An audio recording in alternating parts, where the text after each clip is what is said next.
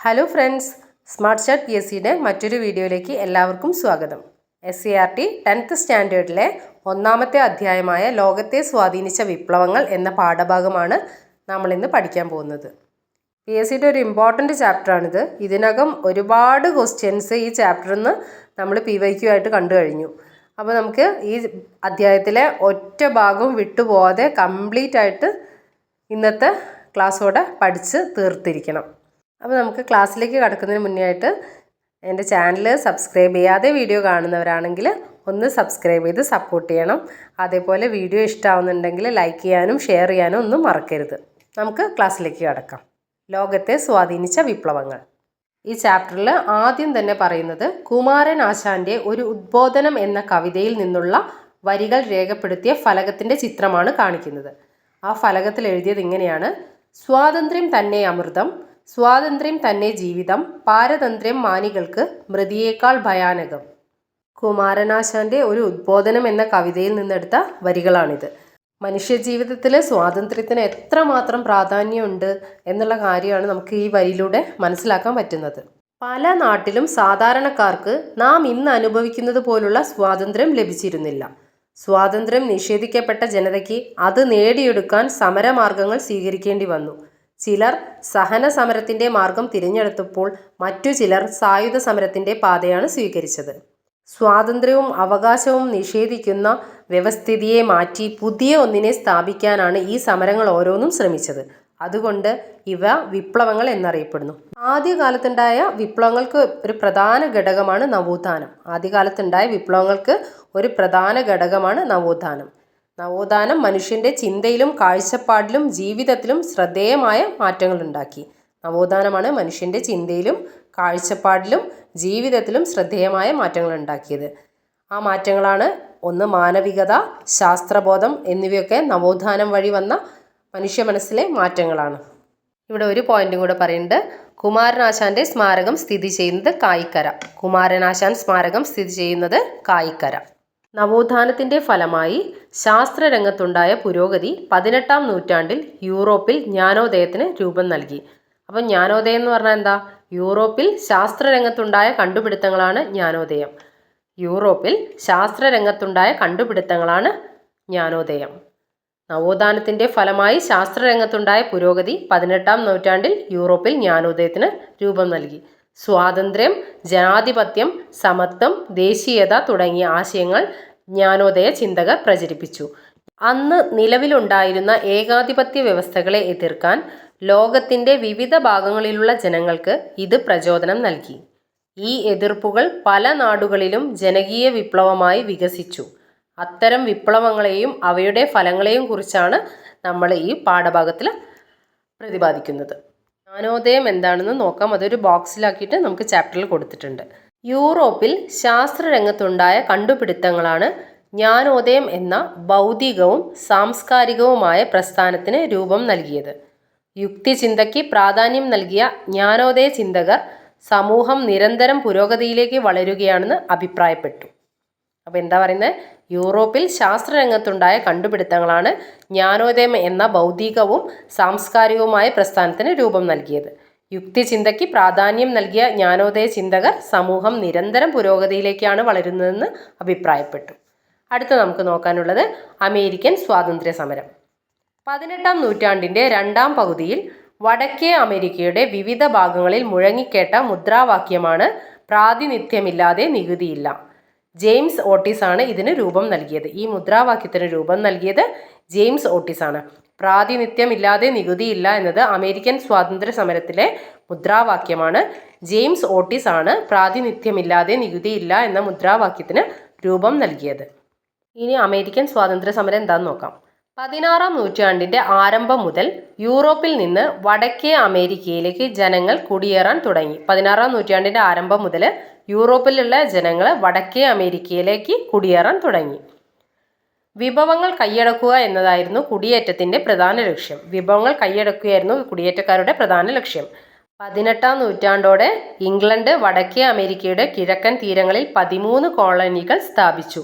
18-ാം നൂറ്റാണ്ടോടെ England വടക്കേ അമേരിക്കേൻ്റെ കിഴക്കൻ തീരങ്ങളിൽ 13 കോളനികളാണ് സ്ഥാപിച്ചത്. അവ ഏതൊക്കെയാണെന്ന് നോക്കാം. 13 കോളനികൾ. ഒന്ന് New Hampshire, Massachusetts, Rhode Island, Connecticut, New Jersey, Delaware, Virginia, Maryland, North Carolina, South Carolina, Georgia, New York, Pennsylvania എന്നിങ്ങനെയാണ് 13 കോളനികൾ. ഒന്നുകൂടെ പറയാം. New Hampshire, Massachusetts, Rhode Island, Connecticut, New Jersey, Delaware, Virginia, Maryland, North Carolina, South Carolina, Georgia, Pennsylvania, New York എന്നിങ്ങനെ 13 കോളനികൾ England വടക്കേ അമേരിക്കയുടെ കിഴക്കൻ തീരങ്ങളിൽ സ്ഥാപിച്ചു. ഇംഗ്ലണ്ടാണ് 13 കോളനികൾ വടക്കേ അമേരിക്കയുടെ കിഴക്കൻ തീരത്ത് സ്ഥാപിച്ചത്. അപ്പോൾ കോളനി എന്താന്ന് പറയാം. ഭരണപരമായും സാമ്പത്തികമായും സൈനികമായും ഒരു രാജ്യം നിയന്ത്രണം സ്ഥാപിച്ച പ്രദേശമാണ് കോളനി. ഭരണപരമായും സാമ്പത്തികമായും സൈനികമായും ഒരു രാജ്യം നിയന്ത്രണം സ്ഥാപിച്ച പ്രദേശമാണ് കോളനി. നിയന്ത്രണം സ്ഥാപിക്കുന്ന രാഷ്ട്രമാണ് കൊളോണിയൽ മേധാവി. അമേരിക്കയിലെ കുടിയേറ്റം എങ്ങനെയായിരുന്നു നോക്കാം. 1492 സ്പാനിഷ് ഗവൺമെൻറ്റിൻ്റെ നാവികനായി വടക്കേ അമേരിക്കയിലെത്തിയ ക്രിസ്റ്റഫർ കൊളംബസ് തദ്ദേശീയരായ ജനങ്ങളെ ഇന്ത്യക്കാർ എന്ന് വിളിച്ചു. 1492 സ്പാനിഷ് ഗവൺമെൻറ്റിൻ്റെ നാവികനായി വടക്കേ അമേരിക്കയിലെത്തിയ ക്രിസ്റ്റഫർ കൊളംബസ് ആണ് തദ്ദേശീയരായ ജനങ്ങളെ ഇന്ത്യൻസ് എന്ന് വിളിച്ചത്. ഇന്ത്യയിലെ ജനങ്ങളാണെന്ന് കരുതിയിട്ടാണ് ക്രിസ്റ്റഫർ കൊളംബസ് അവരെ ഇന്ത്യൻസ് എന്ന് വിളിച്ചത്. പിൽക്കാലത്ത് അവരെ റെഡ് ഇന്ത്യൻസ് എന്നാണ് അറിയപ്പെട്ടത്. ഇംഗ്ലണ്ടിലെ രാജാവിൻ്റെ മതപീഡനത്തെ തുടർന്ന് 17-ാം നൂറ്റാണ്ടിൽ മെയ്ഫ്ലവർ എന്ന കപ്പലിൽ അമേരിക്കയിലെത്തിയ ഒരു വിഭാഗം ഇംഗ്ലീഷുകാരാണ് അവിടെ ആദ്യമായി കോളനികൾ സ്ഥാപിച്ചത്. അപ്പോൾ ഇംഗ്ലണ്ടിലെ രാജാവിൻ്റെ മതപീഡനത്തെ തുടർന്നിട്ട് മെയ്ഫ്ലവർ എന്ന കപ്പലിൽ അമേരിക്കയിലെത്തിയ ഒരു വിഭാഗം ഇംഗ്ലീഷുകാരാണ് അവിടെ ആദ്യമായിട്ട് കോളനികൾ സ്ഥാപിച്ചത്. ഇവർ തീർത്ഥാടന പിതാക്കൾ എന്നറിയപ്പെടുന്നു. തങ്ങളുടെ വ്യവസായങ്ങൾക്കാവശ്യമായ അസംസ്കൃത വസ്തുക്കൾ ശേഖരിക്കാനുള്ള കേന്ദ്രമായും ഉൽപ്പന്നങ്ങൾ വിറ്റഴിക്കാനുള്ള കമ്പോളമായും ഇംഗ്ലീഷുകാർ ഈ കോളനികളെ കണക്കാക്കി. ഇംഗ്ലീഷുകാർ അവരുടെ വ്യവസായങ്ങൾക്ക് ആവശ്യമായ അസംസ്കൃത വസ്തുക്കൾ ശേഖരിക്കാനുള്ള കേന്ദ്രമായും അതേപോലെ ഉൽപ്പന്നങ്ങൾ വിൽക്കാനുള്ള ഒരു കമ്പോളമായും ഒക്കെയാണ് ഈ കോളനിക്കാരെ ട്രീറ്റ് ചെയ്തുകൊണ്ടിരുന്നത്. മാതൃരാജ്യമായ ഇംഗ്ലണ്ടിൻ്റെ സഹായത്താൽ കച്ചവടക്കാർ അമേരിക്കൻ കോളനികളിൽ നടപ്പിലാക്കിയ നയമാണ് മെർക്കന്റിലിസം. മെർക്കന്റിലിസത്തിൻ്റെ ഭാഗമായി നിരവധി നിയമങ്ങൾ ഇംഗ്ലീഷുകാർ കോളനികളിൽ നടപ്പാക്കി. അവയിൽ ചിലത് താഴെ കൊടുത്തിരിക്കുന്നുണ്ട്. അവ ഏതൊക്കെയാണെന്ന് നോക്കാം. മെർക്കന്റിലിസ്റ്റ് നിയമങ്ങൾ. കോളനികളിൽ നിന്നോ കോളനികളിലേക്കോ സാധനങ്ങൾ കൊണ്ടുപോകുന്നത് ഇംഗ്ലീഷ് കപ്പലുകളിലോ കോളനികളിൽ നിർമ്മിച്ച കപ്പലുകളിലോ മാത്രമായിരിക്കണം. അതൊന്നാമത്തെ നിയമം. 2 പറയുന്നത് കോളനികളിലെ നിയമപരമായ പ്രമാണങ്ങൾ, വർത്തമാനപത്രങ്ങൾ, ലഘുലേഖകൾ, ലൈസൻസുകൾ തുടങ്ങിയവയിലെല്ലാം ഇംഗ്ലണ്ടിൻ്റെ സ്റ്റാമ്പ് പതിക്കണം. അപ്പോൾ 1 പറഞ്ഞാൽ എന്താ? കോളനികളിൽ നിന്നോ കോളനികളിലേക്കോ സാധനങ്ങൾ കൊണ്ടുപോകുന്നത് ഇംഗ്ലീഷ് കപ്പലിൽ മാത്രമായിരിക്കണം, അല്ലെങ്കിൽ കോളനികളിൽ നിർമ്മിച്ച കപ്പലുകളിൽ മാത്രമായിരിക്കണം. രണ്ടാമത്തേത് കോളനികളിലെ നിയമപരമായ പ്രമാണങ്ങൾ, വർത്തമാനപത്രങ്ങൾ, ലഘുലേഖകൾ, ലൈസൻസുകൾ തുടങ്ങിയവയിലെല്ലാം ഇംഗ്ലണ്ടിൻ്റെ സ്റ്റാമ്പ് പതിപ്പിച്ചിരിക്കണം. കോളനികളിൽ ഉൽപ്പാദിപ്പിക്കുന്ന പഞ്ചസാര, കമ്പിളി, പരുത്തി, പുകയില തുടങ്ങിയവ ഇംഗ്ലണ്ടിലേക്ക് മാത്രമേ കയറ്റി അയക്കാൻ പാടുള്ളൂ. കോളനികളിൽ ഉൽപ്പാദിപ്പിക്കുന്ന പഞ്ചസാര, കമ്പിളി, പരുത്തി, പുകയില തുടങ്ങിയവ ഇംഗ്ലണ്ടിലേക്ക് മാത്രമേ കയറ്റി അയക്കാൻ പാടുള്ളൂ.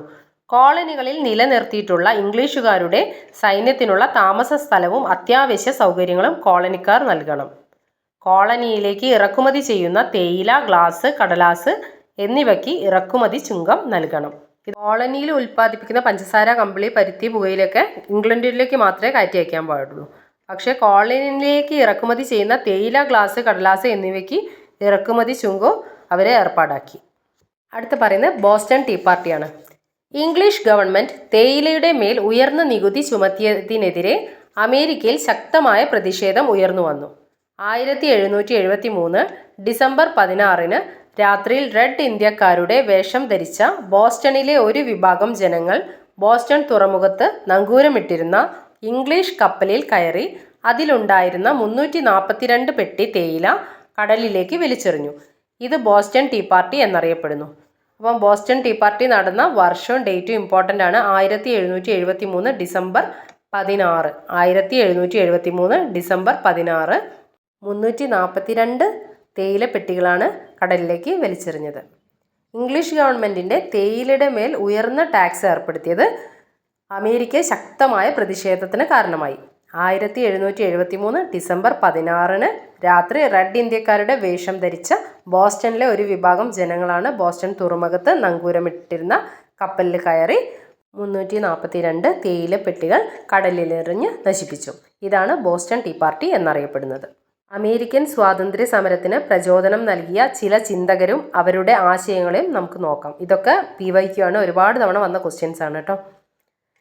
ഒന്ന് പറയാം. മനുഷ്യന് ചില മൗലിക അവകാശങ്ങളുണ്ട്, അതിനെ ഹനിക്കാൻ ഒരു ഗവൺമെൻറ്റിനും അവകാശമില്ല എന്ന് അഭിപ്രായപ്പെട്ടത് ജോൺ ലോക്ക് ആണ്. മനുഷ്യന് ചില മൗലിക അവകാശങ്ങളുണ്ട്, അതിനെ ഹനിക്കാൻ ഒരു ഗവൺമെൻറ്റിനും അവകാശമില്ല എന്ന് അഭിപ്രായപ്പെട്ടത്. മനുഷ്യന് ചില മൗലിക അവകാശങ്ങളുണ്ട്, അതിനെ ഹനിക്കാൻ ഒരു ഗവൺമെൻറ്റിനും അവകാശമില്ല എന്ന് അഭിപ്രായപ്പെട്ടത് ജോൺ ലോക്ക്. അടുത്തത്, ഏതെങ്കിലും ഒരു വിദേശ ശക്തിക്ക് ഈ വൻകര ദീർഘകാലം കീഴടങ്ങി കഴിയണമെന്നത് യുക്തിക്ക് നിരക്കുന്നതല്ല. ഇങ്ങനെ പറഞ്ഞത് തോമസ് പെയിൻ. ഏതെങ്കിലും വിദേശ ശക്തിക്ക്, അതായത് ഇംഗ്ലണ്ടിന്, ഈ വൻകര വടക്കേ അമേരിക്ക ദീർഘകാലം കീഴടങ്ങി കഴിയണമെന്നത് യുക്തിക്ക് നിരക്കുന്നതല്ല എന്ന് അഭിപ്രായപ്പെട്ടത് തോമസ് പെയിൻ. വേറെ ഒരെണ്ണം കൂടെ ഉണ്ട്. യുദ്ധം ആരംഭിക്കുന്നതിന് മുമ്പ് തന്നെ വിപ്ലവം നടപ്പിലായി കഴിഞ്ഞിരുന്നു, ഇത് ജനങ്ങളുടെ ഹൃദയത്തിലായിരുന്നു എന്ന് അഭിപ്രായപ്പെട്ടത് ജോൺ ആഡംസ്. യുദ്ധം ആരംഭിക്കുന്നതിന് മുമ്പ് തന്നെ വിപ്ലവം നടപ്പിലായി കഴിഞ്ഞിരുന്നു, അത് ജനങ്ങളുടെ ഹൃദയത്തിലായിരുന്നു എന്ന് അഭിപ്രായപ്പെട്ടത് ജോൺ ആഡംസ്. ഇനി അടുത്ത് നമുക്ക് നോക്കാം. വൻകര ഒന്നാകെ സമ്മേളിക്കുന്നു. മാതൃരാജ്യമായ ഇംഗ്ലണ്ടിൻ്റെ നയങ്ങൾക്കും നിയമങ്ങൾക്കുമെതിരെ പ്രതികരിക്കാൻ വെർജീനിയ ഒഴികെയുള്ള കോളനികളുടെ പ്രതിനിധികൾ 1774 ഫിലാഡൽഫിയയിൽ സമ്മേളിച്ചു. ഇത് ഒന്നാം കോണ്ടിനെൻ്റൽ കോൺഗ്രസ് എന്നറിയപ്പെടുന്നു. അപ്പോൾ ഒന്നാം കോണ്ടിനെൻ്റൽ കോൺഗ്രസ് നടന്ന വർഷം 1774. എവിടെ വെച്ചിട്ടാണ്? ഫിലാഡൽഫിയയിൽ വെച്ചാണ് ഒന്നാം കോണ്ടിനെൻ്റൽ കോൺഗ്രസ് സമ്മേളിച്ചത്. അതിൽ വിട്ടുനിന്ന കോളനി വെർജീനിയ അതിൽ പങ്കെടുത്തിട്ടില്ല. തുടർന്ന് വ്യവസായങ്ങൾക്കും വ്യാപാരത്തിനും ഏർപ്പെടുത്തിയിട്ടുള്ള നിയന്ത്രണങ്ങൾ നീക്കണമെന്നും തങ്ങളുടെ അംഗീകാരമില്ലാതെ നികുതി ചുമത്തരുതെന്നും ആവശ്യപ്പെട്ട് കോളനി ജനത ഇംഗ്ലണ്ടിലെ രാജാവിന് നിവേദനം നൽകി. അപ്പോൾ എന്താ പറഞ്ഞത്? ഒന്നാം കോണ്ടിനെൻ്റൽ കോൺഗ്രസ് നടന്നത് 1774 ഫിലാഡൽഫിയയിലാണ്. അതിൽ വെർജീനിയ വിട്ടുനിന്നു. കോളനിക്കാരുടെ ആവശ്യം എന്തായിരുന്നു? വ്യവസായങ്ങൾക്കും വ്യാപാരത്തിനും ഏർപ്പെടുത്തിയിട്ടുള്ള നിയന്ത്രണങ്ങളൊക്കെ നീക്കണം, അതേപോലെ ഞങ്ങളുടെ അംഗീകാരമില്ലാതെ നികുതി ചുമത്താനും പാടില്ല. ഇതൊക്കെയാണ് കോളനിക്കാർ ആവശ്യപ്പെട്ടത്. ഇതൊക്കെ പറഞ്ഞുകൊണ്ട് ഇംഗ്ലണ്ടിലെ രാജാവിന് ഒരു നിവേദനം നൽകി. എന്നാൽ രാജാവ് ജനങ്ങളെ അടിച്ചമർത്താനായി സൈന്യത്തെ അയച്ചു. ഇത് ഇംഗ്ലണ്ടും കോളനികളും തമ്മിലുള്ള യുദ്ധത്തിന് വഴിതെളിച്ചു. 1775 ഫിലാഡൽഫിയയിൽ ചേർന്ന രണ്ടാം കോണ്ടിനെൻ്റൽ കോൺഗ്രസ് ജോർജ് വാഷിംഗ്ടണിനെ കോണ്ടിനെൻ്റൽ സൈന്യത്തിൻ്റെ തലവനായി തിരഞ്ഞെടുത്തു. ഈ സമയം തോമസ് പെയിൻ തൻ്റെ കോമൺ സെൻസ് എന്ന ലഘുലേഖയിലൂടെ ഇംഗ്ലണ്ടിൽ നിന്നു വേർപിരിയുകയാണ് അമേരിക്കക്കാരെ സംബന്ധിച്ച് വിവേകപൂർവമായ പ്രവൃത്തിയെന്ന് പ്രഖ്യാപിച്ചു.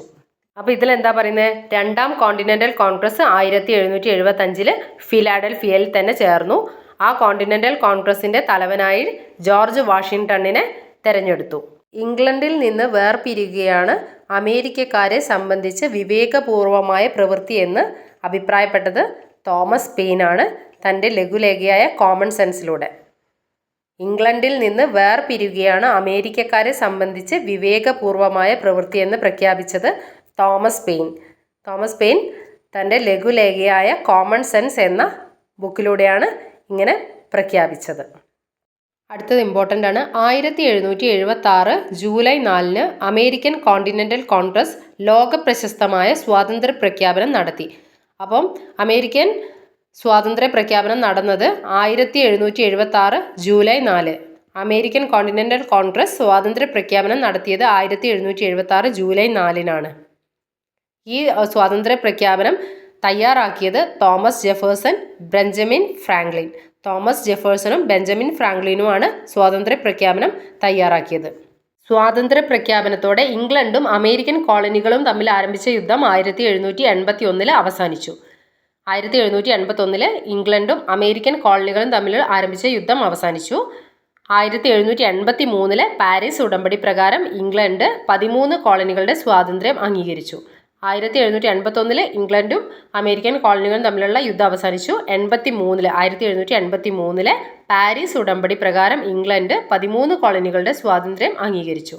തുടർന്ന് ഫിലാഡൽഫിയയിൽ ചേർന്ന ഭരണഘടനാ സമ്മേളനം ജെയിംസ് മാഡിസന്റെ നേതൃത്വത്തിൽ അമേരിക്കയ്ക്കായി ഭരണഘടന തയ്യാറാക്കി. ഭരണഘടന തയ്യാറാക്കിയത് ജെയിംസ് മാഡിസൺ ആണ് അമേരിക്കയ്ക്കായി ഒരു ഭരണഘടന തയ്യാറാക്കിയത്. പുതിയ ഭരണഘടന പ്രകാരം രൂപീകരിക്കപ്പെട്ട അമേരിക്കൻ ഐക്യനാടുകളുടെ ആദ്യ പ്രസിഡന്റായി ജോർജ് വാഷിംഗ്ടൺ തിരഞ്ഞെടുക്കപ്പെട്ടു. അപ്പം ജെയിംസ് മാഡിസൺ അമേരിക്കയ്ക്കായിട്ട് ഒരു ഭരണഘടന തയ്യാറാക്കി. പുതിയ ഭരണഘടന പ്രകാരം രൂപീകരിക്കപ്പെട്ട അമേരിക്കൻ ഐക്യനാടുകളുടെ ആദ്യ പ്രസിഡന്റായി ജോർജ് വാഷിംഗ്ടൺ തിരഞ്ഞെടുക്കപ്പെട്ടു. അടുത്തത് 1776 ജൂലൈ 4 അമേരിക്കൻ കോണ്ടിനെന്റൽ കോൺഗ്രസ് സ്വാതന്ത്ര്യ പ്രഖ്യാപനം നടത്തിയെന്ന് നമ്മൾ പറഞ്ഞു. ആ അമേരിക്കൻ സ്വാതന്ത്ര്യ പ്രഖ്യാപനം എന്താണെന്ന് നോക്കാം. ഈ ബോക്സിൽ കൊടുത്തതാണ് അമേരിക്കൻ സ്വാതന്ത്ര്യ പ്രഖ്യാപനം. അതിലുള്ളതൊന്ന് വായിക്കാം. എല്ലാ മനുഷ്യരും തുല്യരായി സൃഷ്ടിക്കപ്പെട്ടിരിക്കുന്നു. അവരുടെ സ്രഷ്ടാവ് എല്ലാവർക്കും ഒഴിവാക്കാനാകാത്ത ചില അവകാശങ്ങൾ നൽകിയിട്ടുണ്ട്. ജീവിതം, സ്വാതന്ത്ര്യം, ജീവിത സൗഖ്യം എന്നിവയ്ക്കുള്ള അവകാശങ്ങൾ അവയിൽ ഉൾപ്പെടുന്നവയാണ്. ഈ അവകാശങ്ങൾ നേടിയെടുക്കാൻ ഭരിക്കപ്പെടുന്നവരുടെ അംഗീകാരം ലഭിച്ച ഭരണകൂടങ്ങൾ രൂപീകരിക്കണം. ഏതെങ്കിലും ഭരണം ഈ ലക്ഷ്യങ്ങളെ നശിപ്പിക്കുന്ന തരത്തിലാവുകയാണെങ്കിൽ അതിനെ മാറ്റുകയോ ഇല്ലാതാക്കുകയോ ചെയ്യാനുള്ള അധികാരം ജനങ്ങൾക്ക്. ഇതാണ് അമേരിക്കൻ സ്വാതന്ത്ര്യ പ്രഖ്യാപനത്തിൽ പറഞ്ഞിരിക്കുന്നത്. അമേരിക്കൻ സ്വാതന്ത്ര്യ പ്രഖ്യാപനം 1776 ജൂലൈ 4. 1776 ജൂലൈ 4. അമേരിക്കൻ സ്വാതന്ത്ര്യ സമരം ഒന്നുകൂടെ പറയാം. എല്ലാ മനുഷ്യരും തുല്യരായി സൃഷ്ടിക്കപ്പെട്ടിരിക്കുന്നു. അവരുടെ സ്രഷ്ടാവ് എല്ലാവർക്കും ഒഴിവാക്കാനാകാത്ത ചില അവകാശങ്ങൾ നൽകിയിട്ടുണ്ട്. ജീവിതം, സ്വാതന്ത്ര്യം, ജീവിത സൗഖ്യം എന്നിവയ്ക്കുള്ള അവകാശങ്ങൾ അവയിൽ ഉൾപ്പെടുന്നവയാണ്. ഈ അവകാശങ്ങൾ നേടിയെടുക്കാൻ ഭരിക്കപ്പെടുന്നവരുടെ അംഗീകാരം ലഭിച്ച ഭരണകൂടങ്ങൾ രൂപീകരിക്കപ്പെടണം. ഏതെങ്കിലും ഭരണം ഈ ലക്ഷ്യങ്ങളെ നശിപ്പിക്കുന്ന തരത്തിലാവുകയാണെങ്കിൽ അതിനെ മാറ്റുകയോ ഇല്ലാതാക്കുകയോ ചെയ്യാനുള്ള അവകാശം ജനങ്ങൾക്കുണ്ട്. ഇതാണ് അമേരിക്കൻ സ്വാതന്ത്ര്യ പ്രഖ്യാപനത്തിൽ പറഞ്ഞിരിക്കുന്നത്. അടുത്ത് പറയുന്നത് അമേരിക്കയിൽ നിലവിലിരുന്ന വ്യവസ്ഥയെ മാറ്റിമറിച്ചതിനാൽ അമേരിക്കൻ സ്വാതന്ത്ര്യ സമരം അമേരിക്കൻ വിപ്ലവം എന്നറിയപ്പെടുന്നു. ഈ അമേരിക്കൻ വിപ്ലവം പിൽക്കാല ലോക ചരിത്രത്തിൽ ശ്രദ്ധേയമായ സ്വാധീനമാണ് ചെലുത്തിയത്. അതെന്തൊക്കെയാണെന്ന് നോക്കാം. പിൽക്കാല സ്വാതന്ത്ര്യ സമരങ്ങൾക്കും വിപ്ലവങ്ങൾക്കും പ്രചോദനവും ലക്ഷ്യബോധവും നൽകി. അമേരിക്കൻ വിപ്ലവം പിൽക്കാല സ്വാതന്ത്ര്യ സമരങ്ങൾക്കും വിപ്ലവങ്ങൾക്കും പ്രചോദനവും ലക്ഷ്യബോധവും നൽകി. മനുഷ്യാവകാശ പ്രവർത്തനങ്ങൾക്ക് മാതൃകയായി. റിപ്പബ്ലിക്കൻ ഭരണരീതി എന്ന ആശയം മുന്നോട്ട് വച്ചു. ആദ്യത്തെ എഴുതപ്പെട്ട ഭരണഘടന തയ്യാറാക്കി. സംസ്ഥാനങ്ങൾക്ക് സ്വാതന്ത്ര്യവും അധികാരവും നൽകുന്ന ഫെഡറൽ രാഷ്ട്രം എന്ന ആശയം ലോകത്തിന് നൽകി. അമേരിക്കൻ സ്വാതന്ത്ര്യ സമരം നൽകിയ സംഭാവനകളാണ് ഈ പറഞ്ഞത്. CRTയിൽ പറഞ്ഞിരിക്കുന്ന അമേരിക്കൻ സ്വാതന്ത്ര്യ സമരം കംപ്ലീറ്റായി ഒരു ക്വിക്ക് റിവിഷൻ നോക്കാം. പ്രാതിനിധ്യമില്ലാതെ നികുതിയില്ല എന്ന മുദ്രാവാക്യം ജെയിംസ് ഓട്ടിസിൻ്റെയാണ്. 13 കോളനികൾ പറഞ്ഞു. 13 കോളനികളിൽ ഇംഗ്ലണ്ട് ഏർപ്പെടുത്തിയ മെർക്കന്റലിസ്റ്റ് നിയമങ്ങളെ പറ്റി പറഞ്ഞു. ബോസ്റ്റൺ ടീ പാർട്ടി പറഞ്ഞു. 1773 December 16 Boston tea party. John Locke, Thomas Paine, John Adams എന്നീ ചിന്തകരുടെ ആശയങ്ങളെ പരിചയപ്പെട്ടു. 1774 ഫിലാഡൽഫിയയിൽ നടന്ന ഒന്നാം കോണ്ടിനെൻ്റൽ കോൺഗ്രസും 1775 ഫിലാഡൽഫിയയിൽ നടന്ന രണ്ടാം കോണ്ടിനെൻ്റൽ കോൺഗ്രസും പറ്റി നമ്മൾ പറഞ്ഞു. രണ്ടാം കോണ്ടിനെൻ്റൽ കോൺഗ്രസ്സിൽ ജോർജ് വാഷിംഗ്ടണിനെയാണ് കോണ്ടിനെൻ്റൽ കോൺഗ്രസിൻ്റെ തലവനായി പ്രഖ്യാപിച്ചത്. സ്വാതന്ത്ര്യ പ്രഖ്യാപനം 1776 ജൂലൈ 4. ഇത്രയും കാര്യങ്ങൾ നമ്മൾ അമേരിക്കൻ സ്വാതന്ത്ര്യ സമരം പറഞ്ഞു കഴിഞ്ഞു. ഇനി നമുക്ക് പഠിക്കാനുള്ളത് ഫ്രഞ്ച് സ്വാതന്ത്ര്യ സമരമാണ്. ഫ്രഞ്ച് സ്വാതന്ത്ര്യ സമരത്തിൽ ലൂയി 14 ലൂയി 15 മേരി ആൻ്റോയിനറ്റ് അവരൊക്കെ പറഞ്ഞിട്ടുള്ള കാര്യങ്ങളൊക്കെയാണ് ഫസ്റ്റ് തന്നെ കൊടുത്തിരിക്കുന്നത്. വേഴ്സായി കൊട്ടാരം. അപ്പോൾ നോക്കാം നമുക്ക്. ഞാനാണ് രാഷ്ട്രം. രാജാവിൻ്റെ അധികാരങ്ങളെല്ലാം ദൈവം നൽകിയതാണ്. അതിനാൽ രാജാവിനെ ചോദ്യം ചെയ്യാൻ ദൈവത്തിന് മാത്രമേ അധികാരമുള്ളൂ എന്ന് പറഞ്ഞത് ലൂയി 14. ഞാനാണ് രാഷ്ട്രം. അതേപോലെ രാജാവിൻ്റെ അധികാരങ്ങളെല്ലാം ദൈവം നൽകിയതാണ്. അതിനാൽ രാജാവിനെ ചോദ്യം ചെയ്യാൻ ദൈവത്തിന് മാത്രമേ അധികാരമുള്ളൂ എന്ന് അഭിപ്രായപ്പെട്ടത് ലൂയി 14. അടുത്തത് എനിക്ക് ശേഷം പ്രളയം എന്ന് പറഞ്ഞത് ലൂയി 15. എനിക്ക് ശേഷം പ്രളയം എന്ന് പറഞ്ഞത് ലൂയി 15. നിങ്ങൾക്ക് റൊട്ടി ഇല്ലെങ്കിൽ എന്താ, കേക്ക് തിന്നുകൂടെ എന്ന് അഭിപ്രായപ്പെട്ടത് മേരി ആൻ്റോയിനറ്റ്. ഫ്രാൻസിൽ ഒരു ഏകാധിപത്യ ഭരണമാണ് നിലനിന്നിരുന്നത്. അതേപോലെ ഫ്രാൻസിലെ ഭരണാധികാരികളൊക്കെ ഭയങ്കര ധൂർത്തന്മാരുമായിരുന്നു. അതിനൊരു എക്സാമ്പിളാണ് ഇവിടെ പറഞ്ഞത്. ഫ്രാൻസിൽ 10ൽ 9 പേരും പട്ടിണി കൊണ്ട് മരിച്ചപ്പോൾ 10ാമത്തെ ആൾ ദഹനക്കേട് ബാധിച്ചാണ് മരിച്ചത്. ഫ്രാൻസിലെ ഭൂരിഭാഗം ജനങ്ങളും ദുരിതത്തിലായിരുന്നുവെന്നും ഭരണാധികാരികൾ ഉൾപ്പെട്ട ന്യൂനപക്ഷം ആഡംബരവും ധൂർത്തും നിറഞ്ഞ ജീവിതമാണ് നയിച്ചതെന്നും ഇതിൽ നിന്ന് നമുക്ക് മനസ്സിലാക്കാം. ഫ്രാൻസിൽ നിലനിന്ന സാമൂഹിക സാമ്പത്തിക അസമത്വങ്ങളായിരുന്നു ഈ അവസ്ഥ സൃഷ്ടിച്ചത്. ഫ്രഞ്ച് സമൂഹത്തെ 3 തട്ടുകളായി തിരിച്ചിരുന്നു. ഇവ എസ്റ്റേറ്റുകൾ എന്നാണ് അറിയപ്പെട്ടിരുന്നത്. അപ്പോൾ ഫ്രാൻസിലെ ജനങ്ങളെ 3 തട്ടുകളാക്കിയാണ് തിരിച്ചിരുന്നത്. ഈ 3 തട്ടുകളെ എസ്റ്റേറ്റുകൾ എന്നാണ് അറിയപ്പെട്ടിരുന്നത്. അത് നമുക്ക് നോക്കാം. ഫ്രഞ്ച് സമൂഹം ഏതൊക്കെ എസ്റ്റേറ്റുകളായിട്ടാണ് എങ്ങനെയൊക്കെയാണ് തിരിച്ചിരിക്കുന്നതെന്ന് ബോക്സിൽ കൊടുത്തിട്ടുണ്ട്. അത് നോക്കാം. ഫ്രഞ്ച് സമൂഹം 1ാം എസ്റ്റേറ്റ്, 2ാമത്തെ എസ്റ്റേറ്റ്, 3ാമത്തെ എസ്റ്റേറ്റ് എന്നിങ്ങനെ 3ആയി തിരിച്ചിരിക്കുന്നു. 3 എസ്റ്റേറ്റുകളായാണ് തിരിച്ചിരിക്കുന്നത്. 1ാമത്തെ എസ്റ്റേറ്റിൽ പുരോഹിതന്മാരാണുള്ളത്. 2ാമത്തെ എസ്റ്റേറ്റ് പ്രഭുക്കന്മാർ. 3ാമത്തെ എസ്റ്റേറ്റിൽ കച്ചവടക്കാർ, എഴുത്തുകാർ, അഭിഭാഷകർ, ഉദ്യോഗസ്ഥർ, അധ്യാപകർ, ബാങ്കർമാർ എന്നിവരടങ്ങിയ മധ്യവർഗം, കർഷകർ, കൈത്തൊഴിലുകാർ. 1ാമത്തെ എസ്റ്റേറ്റിൽ ഉൾപ്പെട്ടിരുന്നവർ പുരോഹിതന്മാരാണ്. പുരോഹിതന്മാർക്ക് ധാരാളം ഭൂപ്രദേശം കൈവശം വെച്ചിരുന്നു. പുരോഹിതന്മാർ ധാരാളം ഭൂപ്രദേശം കൈവശം വെച്ചു. കർഷകരിൽ നിന്ന് തിതേ എന്നു പേരുള്ള നികുതി പിരിച്ചു. കർഷകരിൽ നിന്ന് തിതേ എന്നു പേരുള്ള നികുതി പിരിച്ചു. 1ാമത്തെ എസ്റ്റേറ്റിലുള്ള പുരോഹിതന്മാർ ധാരാളം ഭൂപ്രദേശം കൈവശം വെച്ചു. കർഷകരിൽ നിന്ന് തിതേ എന്ന പേരുള്ള നികുതി പിരിച്ചു. എല്ലാത്തരം നികുതികളിൽ നിന്നും ഒഴിവാക്കപ്പെട്ടത് 1ാമത്തെ എസ്റ്റേറ്റുകാരാണ്. ഭരണത്തിലെയും സൈന്യത്തിലെയും ഉയർന്ന പദവികൾ നിയന്ത്രിച്ചത് 1ാമത്തെ എസ്റ്റേറ്റുകാരാണ്. 2ാമത്തെ എസ്റ്റേറ്റിലെ പ്രഭുക്കന്മാരാണ്. അവരെ നോക്കാം. സൈനിക സേവനം നടത്തി ഉപജീവനം പുലർത്തിയിരുന്നവരാണ് പ്രഭുക്കന്മാർ. സൈനിക സേവനം നടത്തിയവർ പ്രഭുക്കന്മാർ. കർഷകരിൽ നിന്ന് പലതരം നികുതികൾ പിരിച്ചു. വേതനം നൽകാതെ കർഷകരെ കൊണ്ട് പണിയെടുപ്പിച്ചു. നികുതിയിൽ നിന്ന് ഒഴിവാക്കപ്പെട്ടിരുന്നു ആര്? 1ാമത്തെ പുരോഹിതന്മാരും പ്രഭുക്കന്മാരും നികുതിയിൽ നിന്ന് ഒഴിവാക്കപ്പെട്ടിരുന്നു. ആഡംബര ജീവിതം നയിച്ചു. വിശാലമായ ഭൂപ്രദേശം കൈവശം വെച്ചു. ഇനി 3ാമത്തെ എസ്റ്റേറ്റുകാരെ പറ്റി നോക്കാം. ഭരണത്തിൽ ഒരു അവകാശവുമില്ല. 3ാമത്തെ എസ്റ്റേറ്റുകാർക്ക് ഭരണത്തിൽ യാതൊരു അവകാശവുമില്ല. തൈലേ എന്നു പേരുള്ള ഭൂനികുതി സർക്കാരിന് നൽകണം. ഭരണത്തിൽ ഒരു അവകാശമില്ല എങ്കിൽ കൂടി തൈലേ എന്ന പേരുള്ള ഭൂനികുതി സർക്കാരിന് നൽകണം. താഴ്ന്ന സാമൂഹിക പദവിയാണ് 3ാം എസ്റ്റേറ്റുകാർക്ക് ഉണ്ടായിരുന്നത്. പ്രഭുക്കന്മാർക്കും പുരോഹിതന്മാർക്കും നികുതി നൽകണം. ഈ 3ാമത്തെ എസ്റ്റേറ്റുകാർ പ്രഭുക്കന്മാർക്കും പുരോഹിതന്മാർക്കും നികുതി നൽകണം. അടുത്ത് നോക്കാം. ഫ്രാൻസിൽ നിലനിന്നിരുന്ന അസമത്വങ്ങളെയും ചൂഷണങ്ങളെയും കുറിച്ച് ജനങ്ങളെ ബോധവാന്മാരാക്കാൻ അക്കാലത്ത് ചിന്തകരും അവരുടെ ആശയങ്ങളൊക്കെ ഒരുപാട് സംഭാവനകൾ കൊടുത്തിട്ടുണ്ട്. അതെന്തൊക്കെയാണെന്ന് നോക്കാം. 1ാമത്തെ ആള് വോൾട്ടയർ പുരോഹിതന്മാരുടെ ചൂഷണത്തെ പരിഹസിച്ചു. യുക്തിചിന്ത, സമത്വം, മനുഷ്യസ്നേഹം എന്നിവ പ്രോത്സാഹിപ്പിച്ചു. വോൾട്ടയർ പുരോഹിതന്മാരുടെ ചൂഷണത്തെ പരിഹസിച്ചു. യുക്തിചിന്ത, സമത്വം, മനുഷ്യസ്നേഹം എന്നിവ പ്രോത്സാഹിപ്പിച്ചു. ഇനി റൂസോയുടെ ആശയങ്ങൾ എന്തൊക്കെയാണെന്ന് നോക്കാം. സ്വതന്ത്രമായി ജനിക്കുന്ന മനുഷ്യൻ എവിടെയും ചങ്ങലയിലാണ് എന്ന പ്രസ്താവനയിലൂടെ സ്വാതന്ത്ര്യത്തിന്റെ പ്രാധാന്യം വ്യക്തമാക്കി. സ്വതന്ത്രമായി ജനിക്കുന്ന മനുഷ്യൻ എവിടെയും ചങ്ങലയിലാണ് എന്ന പ്രസ്താവനയിലൂടെ സ്വാതന്ത്ര്യത്തിന്റെ പ്രാധാന്യം വ്യക്തമാക്കി തന്നത് റൂസോയാണ്. ജനങ്ങളാണ് പരമാധികാരി എന്ന് പ്രഖ്യാപിച്ചത് റൂസോ. ഇനി അടുത്ത മോണ്ടസ്ക്യൂ ജനാധിപത്യത്തെയും റിപ്പബ്ലിക്കിനെയും പ്രോത്സാഹിപ്പിച്ചു. ഗവൺമെന്റിനെ നിയമനിർമ്മാണം, കാര്യനിർവഹണം, നീതിന്യായം എന്നീ വിഭാഗങ്ങളായി തിരിക്കണമെന്ന് വാദിച്ചത് മോണ്ടസ്ക്യൂ. ജനാധിപത്യത്തെയും റിപ്പബ്ലിക്കിനെയും പ്രോത്സാഹിപ്പിച്ചത് മോണ്ടസ്ക്യൂ ആണ്. ഗവൺമെന്റിനെ നിയമനിർമ്മാണം, കാര്യനിർവഹണം, നീതിന്യായം എന്നീ വിഭാഗങ്ങളായി തിരിക്കണമെന്ന് വാദിച്ചത് മോണ്ടസ്ക്യൂ. അടുത്ത് നമുക്ക് നോക്കാം 3ാം എസ്റ്റേറ്റ്. 3ാം എസ്റ്റേറ്റിനെ പറ്റി ഒന്ന് നോക്കാം. ഫ്രാൻസിലെ ബൂർബൻ രാജാക്കന്മാർ, പുരോഹിതർ, പ്രഭുക്കന്മാർ തുടങ്ങിയവർ നയിച്ച ആഡംബര ജീവിതം, ധൂർത്ത്, യുദ്ധങ്ങൾ എന്നിവയും തുടർച്ചയായ വരൾച്ചയും കൃഷിനാശവും ഫ്രാൻസിന്റെ സാമ്പത്തിക സ്ഥിതി അതീവ ഗുരുതരമാക്കി. അമേരിക്കൻ സ്വാതന്ത്ര്യ സമരത്തിൽ കോളനികളെ സമ്പത്തും സൈന്യവും നൽകി ഫ്രാൻസിലെ ഭരണാധികാരികൾ സഹായിച്ചതും സാമ്പത്തിക പ്രതിസന്ധിയെ രൂക്ഷമാക്കി. ജനങ്ങളുടെ മേൽ പുതിയ നികുതികൾ ചുമത്തുന്നതിനായി 1789 ചക്രവർത്തി ലൂയി 16 ജനപ്രതിനിധി സഭയായ സ്റ്റേറ്റ് ജനറൽ വിളിച്ചു ചേർത്തു. ഫ്രഞ്ച് സമൂഹത്തെ പോലെ സ്റ്റേറ്റ് ജനറലിനും 3 എസ്റ്റേറ്റുകൾ ഉണ്ടായിരുന്നു. അപ്പോൾ 1789 അന്നത്തെ ചക്രവർത്തി ലൂയി 16 ജനപ്രതിനിധി സഭയായ സ്റ്റേറ്റ് ജനറൽ വിളിച്ചു ചേർത്തത് എന്തിനാണ്?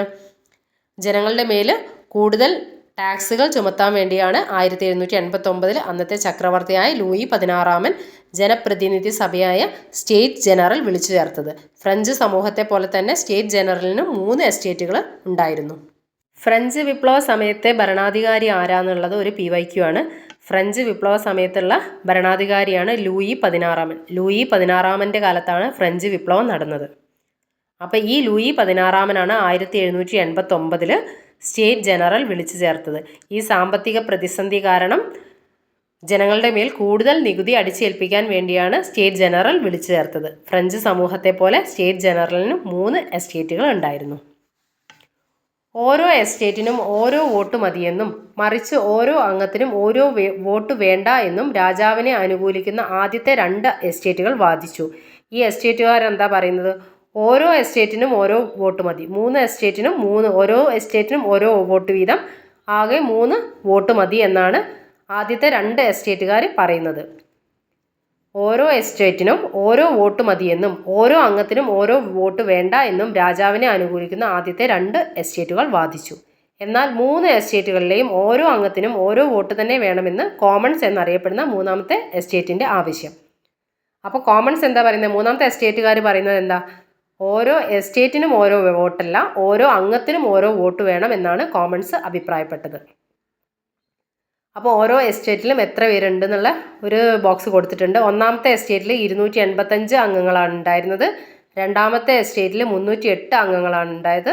3ാമത്തെ എസ്റ്റേറ്റിൽ 621 അംഗങ്ങളാണ് ഉണ്ടായിരുന്നത്.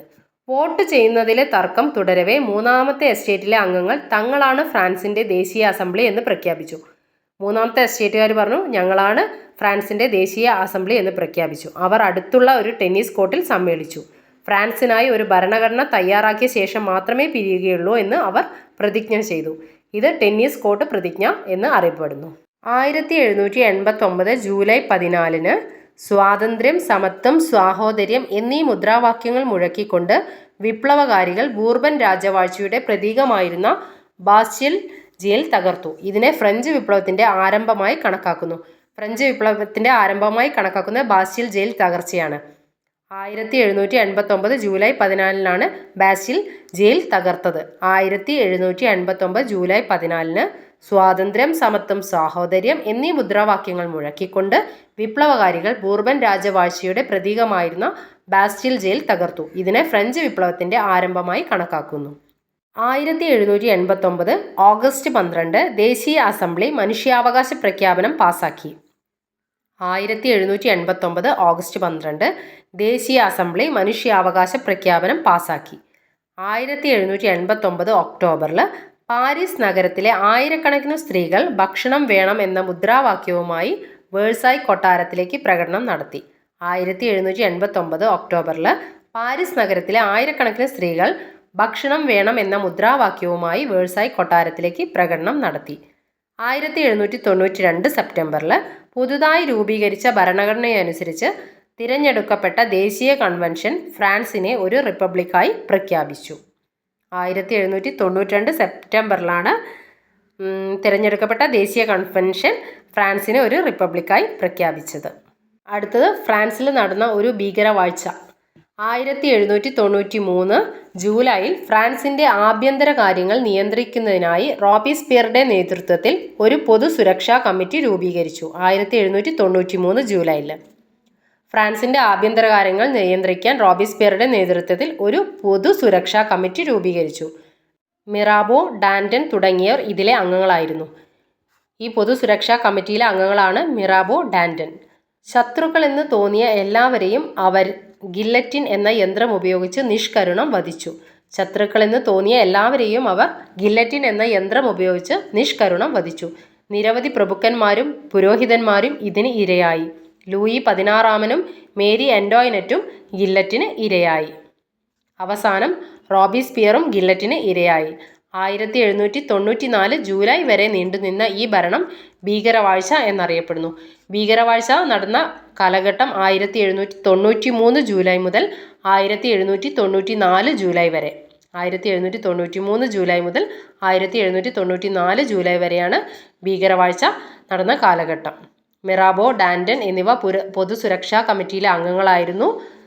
റോബീസ്പിയറാണ് ഭീകരവാഴ്ച കാലഘട്ടത്തിന് നേതൃത്വം നൽകിയത്. ഫ്രാൻസ് തുമ്മിയാൽ യൂറോപ്പിനാകെ ജലദോഷം പിടിക്കും എന്ന് അഭിപ്രായപ്പെട്ടത് മെറ്റേണിക് ആണ്. ഫ്രാൻസ് തുമ്മിയാൽ യൂറോപ്പിനാകെ ജലദോഷം പിടിക്കും എന്ന് പറഞ്ഞത് ആസ്ട്രിയൻ ഭരണാധികാരിയായ മെറ്റേണിക്. ഫ്രഞ്ച് വിപ്ലവം പിൽക്കാലത്ത് ഉണ്ടായ വിപ്ലവങ്ങൾക്ക് എങ്ങനെയൊക്കെയാണ് സ്വാധീനം ചെലുത്തിയതെന്ന് നോക്കാം. പിൽക്കാലത്ത് ലോകത്തുണ്ടായ എല്ലാ വിപ്ലവങ്ങൾക്കും ആവേശം പകർന്നു. യൂറോപ്പിൽ ഫ്യൂഡൽ വ്യവസ്ഥയുടെ അന്ത്യത്തിന് വഴിയൊരുക്കി. രാജ്യമെന്നാൽ പ്രദേശമല്ല, രാജ്യത്തെ ജനങ്ങളാണ് എന്ന് പ്രഖ്യാപിച്ചു. രാജ്യമെന്നാൽ പ്രദേശമല്ല, രാജ്യത്തെ ജനങ്ങളാണ് എന്ന് പ്രഖ്യാപിച്ചു. ജനകീയ പരമാധികാരം എന്ന ആശയം മനുഷ്യരാശിക്ക് നൽകി. ദേശീയതയുടെ ആവിർഭാവത്തിന് വഴിയൊരുക്കി. മധ്യവർഗത്തിൻ്റെ വളർച്ചയെ സഹായിച്ചു. യൂറോപ്പിൽ നിലനിന്ന സ്വേച്ഛാധിപത്യ ഭരണകൂടങ്ങൾക്ക് ഭീഷണി ഉയർത്തി. നോക്കാം ഫ്രഞ്ച് വിപ്ലവവും ഇന്ത്യയും. ലോകത്താകമാനം സ്വാധീനം ചെലുത്തിയ ഫ്രഞ്ച് വിപ്ലവം മൈസൂരിലെ ഭരണാധികാരിയായിരുന്ന ടിപ്പു സുൽത്താനെയും സ്വാധീനിച്ചു. ബ്രിട്ടീഷ് സാമ്രാജ്യത്തിനെതിരായി പോരാടാനുള്ള ഒരു തന്ത്രമായി ടിപ്പു ഫ്രഞ്ചുകാരുമായുള്ള സഖ്യത്തെ കണക്കാക്കി. പൗരനായ ടിപ്പു എന്ന പേരു സ്വീകരിച്ച അദ്ദേഹം ഫ്രഞ്ച് വിപ്ലവത്തിൻ്റെ ഓർമ്മയ്ക്കായി തൻ്റെ തലസ്ഥാനമായ ശ്രീരംഗപട്ടണത്ത് സ്വാതന്ത്ര്യത്തിൻ്റെ മരം നടുകയും ഫ്രഞ്ച് ക്ലബ്ബായ ജാക്കോബിനിയയിൽ അംഗമാവുകയും ചെയ്തു. ഫ്രഞ്ച് വിപ്ലവം ടിപ്പു സുൽത്താനെ കൂടുതൽ സ്വാധീനിക്കുകയും പൗരനായ ടിപ്പു എന്ന പേര് സ്വീകരിച്ച് ഫ്രഞ്ച് വിപ്ലവത്തിൻ്റെ ഓർമ്മയ്ക്കായി തൻ്റെ തലസ്ഥാനമായ ശ്രീരംഗപട്ടണത്ത് സ്വാതന്ത്ര്യത്തിൻ്റെ മരം നടുകയും ചെയ്തു. അതേപോലെ ഫ്രഞ്ച് ക്ലബ്ബായ ജാക്കോബിനിയിൽ അംഗമാവുകയും ചെയ്തു ടിപ്പു സുൽത്താൻ. അടുത്തത് ഫ്രാൻസിലെ ദേശീയ അസംബ്ലി പാസാക്കിയ മനുഷ്യാവകാശ പ്രഖ്യാപനത്തിൻ്റെ ചില ഭാഗങ്ങളാണ്. അതൊന്ന് നോക്കാം. മനുഷ്യാവകാശ പ്രഖ്യാപനം. ഫ്രാൻസിൻ്റെ ദേശീയ അസംബ്ലി പാസാക്കിയ മനുഷ്യാവകാശ പ്രഖ്യാപനത്തിൻ്റെ ചില ഭാഗങ്ങളാണ് കൊടുത്തിരിക്കുന്നത്. അവ നോക്കാം. സ്വതന്ത്രനായി ജനിക്കുന്ന മനുഷ്യൻ തുല്യ അവകാശങ്ങളോടെ സ്വതന്ത്രനായി ജീവിക്കുന്നു. 2. എല്ലാ രാഷ്ട്രീയ കൂട്ടായ്മകളുടെയും ലക്ഷ്യം മനുഷ്യൻ്റെ സ്വാഭാവികവും അവിഭാജ്യവുമായ അവകാശങ്ങൾ സംരക്ഷിക്കുക എന്നതാണ്. അവ സ്വാതന്ത്ര്യം, സ്വത്ത്, സുരക്ഷിതത്വം, അടിച്ചമർത്തലുകളെ ചെറുക്കൽ എന്നിവയ്ക്കുള്ള അവകാശമാണ്. എല്ലാ പരമാധികാരവും രാഷ്ട്രത്തിൽ കുടികൊള്ളുന്നു. മറ്റുള്ളവർക്ക് ഹാനികരമല്ലാത്ത പ്രവർത്തനങ്ങൾ നടത്താനുള്ള അധികാരമാണ് സ്വാതന്ത്ര്യത്തിലുള്ളത്. സമൂഹത്തിന് ഹാനികരമാകുന്ന പ്രവർത്തനങ്ങളെ വിലക്കാനുള്ള അവകാശം മാത്രമേ നിയമത്തിനുള്ളൂ. അപ്പോൾ എന്തൊക്കെയാണ് പറഞ്ഞത്? ഫ്രാൻസിലെ ദേശീയ അസംബ്ലി പാസാക്കിയ മനുഷ്യാവകാശ പ്രഖ്യാപനത്തിലുള്ള കാര്യങ്ങളാണ് നമ്മൾ പറഞ്ഞുകൊണ്ടിരിക്കുന്നത്. 1. സ്വതന്ത്രനായി ജനിക്കുന്ന മനുഷ്യൻ തുല്യ അവകാശങ്ങളോടെ സ്വതന്ത്രനായി ജീവിക്കുന്നു. സ്വതന്ത്രനായി ജനിക്കുന്ന മനുഷ്യൻ തുല്യ അവകാശങ്ങളോടെ സ്വതന്ത്രനായി ജീവിക്കുന്നു. എല്ലാ രാഷ്ട്രീയ കൂട്ടായ്മകളുടെയും ലക്ഷ്യം മനുഷ്യൻ്റെ സ്വാഭാവികവും അവിഭാജ്യവുമായ അവകാശങ്ങൾ സംരക്ഷിക്കുക എന്നതാണ്. അവ സ്വാതന്ത്ര്യം, സ്വത്ത്, സുരക്ഷിതത്വം, അടിച്ചമർത്തലുകളെ ചെറുക്കൽ എന്നിവയ്ക്കുള്ള അവകാശമാണ്. എല്ലാ പരമാധികാരവും രാഷ്ട്രത്തിൽ കുടികൊള്ളുന്നു. മറ്റുള്ളവർക്ക് ഹാനികരമല്ലാത്ത പ്രവർത്തനങ്ങൾ നടത്താനുള്ള അധികാരമാണ് സ്വാതന്ത്ര്യത്തിനുള്ളത്. സമൂഹത്തിന് ഹാനികരമാകുന്ന പ്രവർത്തനങ്ങളെ വിലക്കാനുള്ള അവകാശം മാത്രമേ നിയമത്തിനുള്ളൂ. ഇതൊക്കെയാണ് മനുഷ്യാവകാശ പ്രഖ്യാപനത്തിൽ പ്രതിപാദിച്ചിരിക്കുന്നത്. അടുത്ത കൊടുത്തിരിക്കുന്നത് റൂസോയും മനുഷ്യാവകാശ പ്രഖ്യാപനവും. ഫ്രഞ്ച് ചിന്തകനായ റൂസോയുടെ ആശയങ്ങളാണ് ദേശീയ അസംബ്ലി തയ്യാറാക്കിയ മനുഷ്യാവകാശ പ്രഖ്യാപനത്തിൽ പ്രതിഫലിക്കുന്നത്. അദ്ദേഹത്തിൻ്റെ പ്രശസ്തമായ ഗ്രന്ഥമാണ് സോഷ്യൽ കോൺട്രാക്റ്റ്. ഭരിക്കുന്നവരും ഭരിക്കപ്പെടുന്നവരും തമ്മിലുള്ള ഒരു സാമൂഹിക ഉടമ്പടിയുടെ ഫലമാണ് ഭരണകൂടം എന്ന് അദ്ദേഹം അഭിപ്രായപ്പെട്ടു. റൂസോയുടെ ഒരു പ്രശസ്തമായ ഗ്രന്ഥമാണ് സോഷ്യൽ കോൺട്രാക്റ്റ്. അത് മറന്നു പോകരുത്. സോഷ്യൽ കോൺട്രാക്റ്റ് റൂസോയുടേതാണ്. ഇനി അടുത്ത് നോക്കാം നെപ്പോളിയനും ഫ്രഞ്ച് വിപ്ലവവും. മഹത്തായ ലക്ഷ്യങ്ങൾക്കായി വിപ്ലവം നടത്തിയ ഫ്രഞ്ച് ജനതയ്ക്ക് കുറച്ചു കാലം നെപ്പോളിയൻ ബോണപ്പാർട്ടിൻ്റെ ഏകാധിപത്യ ഭരണത്തിന് കീഴിൽ കഴിയേണ്ടി വന്നു. ഫ്രഞ്ച് വിപ്ലവാനന്തരം ബ്രിട്ടൻ്റെ നേതൃത്വത്തിൽ ഫ്രാൻസിനെതിരായി രൂപീകരിക്കപ്പെട്ട യൂറോപ്യൻ സഖ്യത്തെ നേരിട്ട് വിജയം വരിക്കുന്നതിൽ സുപ്രധാന പങ്കുവഹിച്ചത് നെപ്പോളിയൻ ആയിരുന്നു. 1799 അദ്ദേഹം ഫ്രാൻസിൻ്റെ അധികാരം പിടിച്ചെടുത്തു. ഒരു ഏകാധിപതിയായിരുന്നെങ്കിലും നിരവധി പരിഷ്കാരങ്ങൾ അദ്ദേഹം നടപ്പിലാക്കി.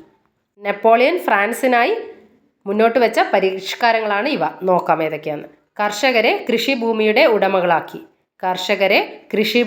ഉടമകളാക്കി പൊതുകടം ഇല്ലാതാക്കാൻ സിങ്കിങ് ഫണ്ട് എന്ന പേരിൽ ഒരു പ്രത്യേക ഫണ്ട് രൂപീകരിച്ചു.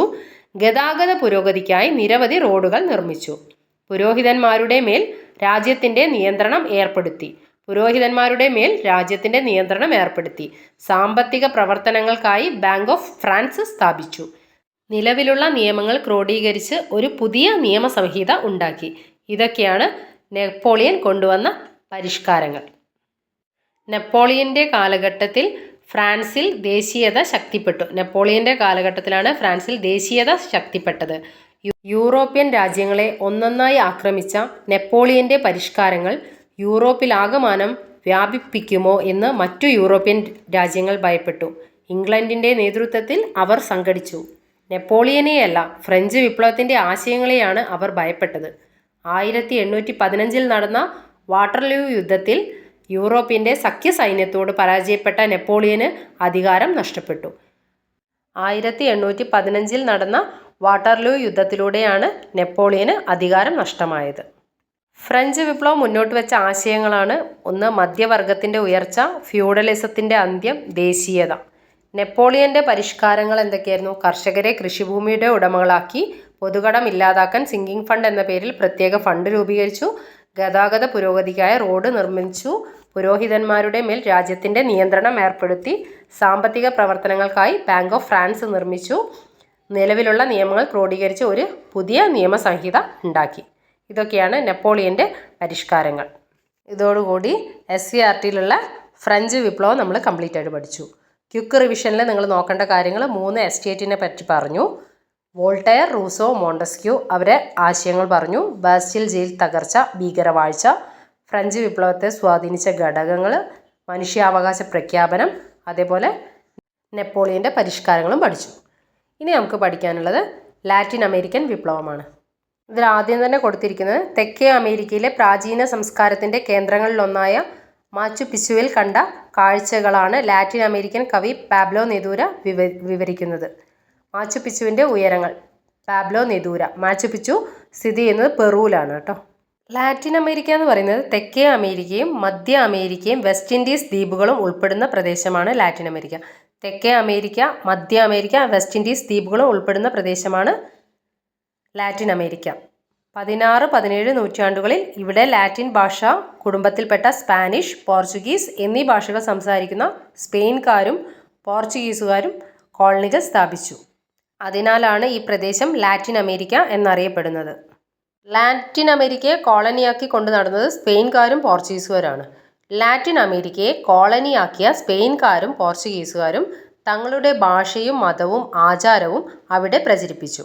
സ്പാനിഷ് ശൈലിയിൽ വീടുകളും ദേവാലയങ്ങളും നിർമ്മിച്ചു. ജനങ്ങൾക്ക് സ്പാനിഷ് രീതിയിലുള്ള വിദ്യാഭ്യാസം നൽകാനായി നിരവധി വിദ്യാലയങ്ങൾ സ്ഥാപിച്ചു. അവരുടെ കൃഷിരീതികളും കാർഷിക വിളകളും കോളനികളിൽ നടപ്പിലാക്കി. യൂറോപ്യരിൽ നിന്ന് പുതിയ രോഗങ്ങൾ ലാറ്റിൻ അമേരിക്കൻ ജനതയിലേക്ക് പകർന്നു. എല്ലാ രംഗങ്ങളിലും കോളനി ജനതയോട് വംശീയ വിവേചനം വച്ചു പുലർത്തി. ലാറ്റിൻ അമേരിക്കൻ ഖനികളിൽ നിന്ന് സ്വർണം, വെള്ളി മുതലായ ലോഹങ്ങൾ അവർ കവർന്നെടുത്തു. സ്പെയിനുമായല്ലാതെ മറ്റു രാജ്യങ്ങളുമായി വാണിജ്യ ബന്ധത്തിലേർപ്പെടാൻ ജനങ്ങളെ അനുവദിച്ചില്ല. സ്പെയിനിൽ നിർമ്മിക്കുന്ന വസ്തുക്കൾ കോളനികൾ നിർമ്മിക്കാൻ പാടില്ലായിരുന്നു. ഖനികളിൽ അപകടകരമായ സാഹചര്യങ്ങളിൽ ഒരു സുരക്ഷിതത്വവും ഇല്ലാതെ ജനങ്ങൾക്ക് പണിയെടുക്കേണ്ടി വന്നു. തോട്ടങ്ങളിലും മറ്റും കോളനിക്കാരെ അടിമകളായി പണിയെടുപ്പിച്ചു. സൈമൺ ബൊളിവറെ പറ്റിയുള്ള കുറച്ച് പോയിന്റ്സ് നോക്കാം. വെനസ്വേലയിൽ ജനിച്ച Simon Bolivar Venezuela, Colombia, Ecuador, Peru തുടങ്ങിയ ലാറ്റിൻ അമേരിക്കൻ രാജ്യങ്ങളെ സ്പെയിനിൻ്റെ ആധിപത്യത്തിൽ നിന്ന് മോചിപ്പിച്ചു. ഈ രാഷ്ട്രങ്ങളിൽ അദ്ദേഹം വിമോചകൻ എന്നറിയപ്പെടുന്നു. തെക്കേ അമേരിക്കയിലെ ജോർജ് വാഷിങ്ടൺ എന്നറിയപ്പെടുന്നതും അദ്ദേഹത്തെ തന്നെയാണ്. സൈമൺ ബൊളിവറാണ് വെനസ്വേല, കൊളംബിയ, ഇക്വഡോർ, പെറു തുടങ്ങിയ ലാറ്റിൻ രാജ്യങ്ങളെ സ്പെയിനിൻ്റെ ആധിപത്യത്തിൽ നിന്ന് മോചിപ്പിച്ചത്. ഈ രാഷ്ട്രങ്ങളിൽ വിമോചകൻ എന്നറിയപ്പെടുന്നത് സൈമൺ ബൊളിവറാണ്. അടുത്തത് Jose de San Martin. Latin American രാജ്യങ്ങളിൽ അദ്ദേഹം സംരക്ഷകൻ എന്നറിയപ്പെടുന്നു. ലാറ്റിൻ അമേരിക്കൻ രാജ്യങ്ങളിലെ സംരക്ഷകൻ എന്നറിയപ്പെടുന്നത് Jose de San Martin. Jose de San മാർട്ടിനാണ് ലാറ്റിൻ അമേരിക്കൻ രാജ്യങ്ങളുടെ സംരക്ഷകൻ എന്നറിയപ്പെടുന്നത്. ലാറ്റിൻ അമേരിക്കൻ രാജ്യങ്ങളുടെ വിമോചകൻ എന്നറിയപ്പെടുന്നത് സൈമൺ ബൊളിവറാണ്. ലാറ്റിൻ അമേരിക്കൻ വിപ്ലവത്തിൽ നമുക്ക് ഇത്രയേ പഠിക്കാനുള്ളൂ. കുറച്ച് ഭാഗ്യമേ ഉള്ളൂ ലാറ്റിൻ അമേരിക്കൻ വിപ്ലവം. അടുത്തത് നമുക്ക് പഠിക്കാനുള്ളത് റഷ്യൻ വിപ്ലവമാണ്. റഷ്യൻ വിപ്ലവമാണ് നമുക്ക് പഠിക്കാനുള്ളത്. ഇതിൽ ആദ്യം കൊടുത്തിരിക്കുന്നത് മാക്സിം ഗോർക്കിയുടെ അമ്മ എന്ന നോവലിലെ കുറച്ച് ഭാഗങ്ങളാണ്. ഇതൊന്ന് വായിച്ചു പോകാം, നിങ്ങൾ കേട്ടിരുന്നാൽ മതി. ഞങ്ങൾ തൊഴിലാളികളാണ്. കുട്ടികളുടെ കളിപ്പാട്ടങ്ങൾ തൊട്ട് കൂറ്റൻ യന്ത്രങ്ങൾ വരെ സർവ്വതും നിർമ്മിക്കുന്നത് ഞങ്ങളുടെ അധ്വാനം കൊണ്ടാണ്. എന്നാൽ അതേസമയം തന്നെ സ്വന്തം മനുഷ്യാഭിമാനത്തിനു വേണ്ടി പൊരുതാനുള്ള അവകാശം പോലും നിഷേധിക്കപ്പെട്ടവരാണ് ഞങ്ങൾ. ഞങ്ങളെ ആർക്കു വേണമെങ്കിലും അവരുടെ കാര്യസാധ്യത്തിന് ഉപയോഗിക്കാം. കാലാന്തരത്തിൽ മുഴുവൻ അധികാരവും സ്വന്തം കൈകളിലെടുക്കാൻ കഴിയത്തക്കവണ്ണമുള്ള സ്വാതന്ത്ര്യമാണ് ഞങ്ങൾക്കിപ്പോൾ വേണ്ടത്. ഞങ്ങളുടെ മുദ്രാവാക്യങ്ങൾ ലളിതമാണ്. സ്വകാര്യ സ്വത്തുടമ സമ്പ്രദായം നശിക്കട്ടെ. എല്ലാ ഉൽപാദനോപാധികളും ജനങ്ങൾക്ക്. എല്ലാ അധികാരങ്ങളും ജനങ്ങൾക്ക്. അധ്വാനം എല്ലാവരുടെയും ചുമതല. ഞങ്ങൾ വെറും കലാപകാരികളല്ലെന്ന് നിങ്ങൾക്കിപ്പോൾ മനസ്സിലായല്ലോ. ഞങ്ങൾ വിപ്ലവകാരികളാണ്. ഒരു കൂട്ടർ ആജ്ഞാപിക്കാൻ മാത്രമായും മറ്റൊരു കൂട്ടർ പണിയെടുക്കാൻ മാത്രവുമായുള്ള കാലത്തോളം ഞങ്ങൾ വിപ്ലവകാരികളായി തുടരുകയും ചെയ്യും. ഇത് അമ്മ എന്ന നോവലിലെ കുറച്ച് ഭാഗങ്ങളാണ്. റഷ്യയുടെ അന്നത്തെ സാഹചര്യം മനസ്സിലാക്കാൻ വേണ്ടിയിട്ടുള്ള ഒരു കോട്ടാണ് അതിൽ കൊടുത്തിരിക്കുന്നത്. അടുത്ത് നോക്കാം. അടുത്തത് റഷ്യൻ ചലച്ചിത്ര സംവിധായകൻ സെർഗി ഐൻസ്റ്റീൻ സംവിധാനം ചെയ്ത ചലച്ചിത്രമാണ് ബാറ്റിൽ ഷിപ്പ് പൊട്ടൻകീൻ. സർ ചക്രവർത്തിമാരുടെ ഭരണകാലഘട്ടത്തിലെ ഒരു യഥാർത്ഥ സംഭവത്തെ അധികരിച്ചാണ് ഈ നിശബ്ദ സിനിമ രൂപം കൊണ്ടത്. ലോകത്തെ പിടിച്ചു കുലുക്കിയ 10 ദിവസം എന്ന ബുക്ക് എഴുതിയത് ജോൺ റീഡാണ്. ജോൺ റീഡിൻ്റെ ബുക്കാണ് ലോകത്തെ പിടിച്ചു കുലുക്കിയ 10 ദിവസം. അടുത്തത് തൊഴിലാളികളുടെയും കർഷകരുടെയും ദുരിത ജീവിതത്തെ Maxim Gorky, Leo Tolstoy, Ivan Turgenev, Anton Chekhov തുടങ്ങിയ സാഹിത്യകാരന്മാർ അവരുടെ കൃതികളിൽ ചിത്രീകരിച്ചു. കാൾ മാക്സും ഫ്രെഡറിക് ഏംഗൽസും ആവിഷ്കരിച്ച മാർക്സിസ്റ്റ് ആശയങ്ങൾ തൊഴിലാളികൾക്ക് ആവേശം പകർന്നു. മുതലാളിമാർ നിയന്ത്രിക്കുന്ന ഉൽപാദന വ്യവസ്ഥയ്ക്ക് പകരം തൊഴിലാളികളുടെ ആധിപത്യം സ്ഥാപിക്കാൻ അവർ ആഹ്വാനം ചെയ്തു. തൊഴിലാളികളുടെ ദുരിതങ്ങൾക്ക് പരിഹാരം കാണാനായി തൊഴിലാളി സംഘടനകൾ രൂപീകരിച്ചു.